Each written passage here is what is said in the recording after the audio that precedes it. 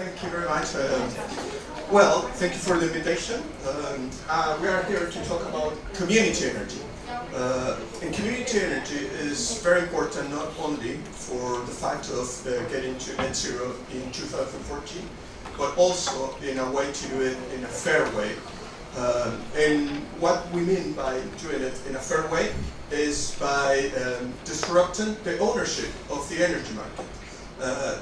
But why is that? It's just because we believe that if we are able to own our own energy and make decision on how to use it, where to install it, what kind of green energy we're going to use, we're going to be able to access fairer prices. We're going to be able to distribute the income and the profit that this model creates into the community.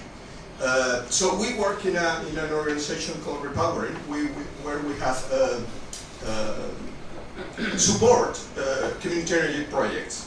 So how the model works is, as I told you, a community, for instance, in a state building, can buy solar panels, install them in the rooftop. Those solar panels will be funded by a community share offer and by some grants. And then those panels will start tackling the climate emergency, but at the same time, by the income that is generated, we're going to be able to generate a community fund, for instance, and then by the decision process, which is democratic within the organization, which is formed only by local people, that money will be then invested in other projects that are in interest of the community.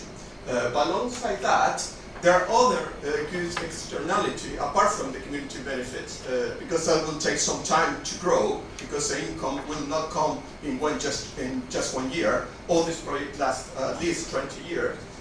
We have other ways to also make this community energy project more involved in the community.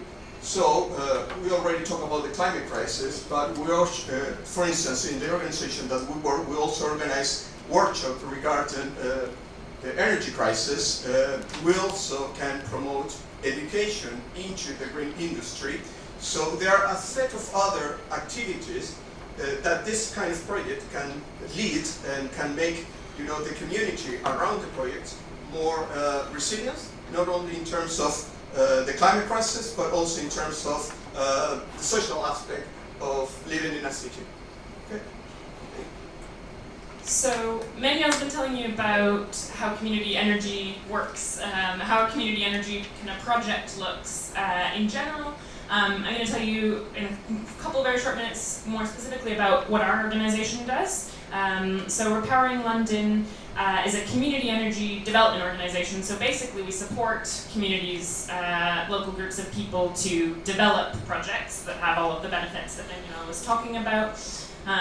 This is our vision statement, a clean, fair energy future for all Londoners. And at the minute, we support 8 co-ops across London that have installed rooftop solar panels that are owned by a community group and that create benefits for them in the City of London, Hackney, Kensington and Chelsea and Lambeth.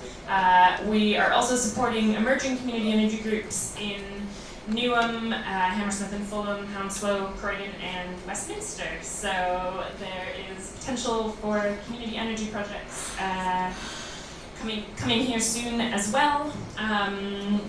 Some of the benefits created by the projects that we've supported so far across London are summarized here in terms of carbon emissions. That's, of course, an important one, but equally important is the number of, young people who've received training and people who've received mentoring as part of the delivery of these projects.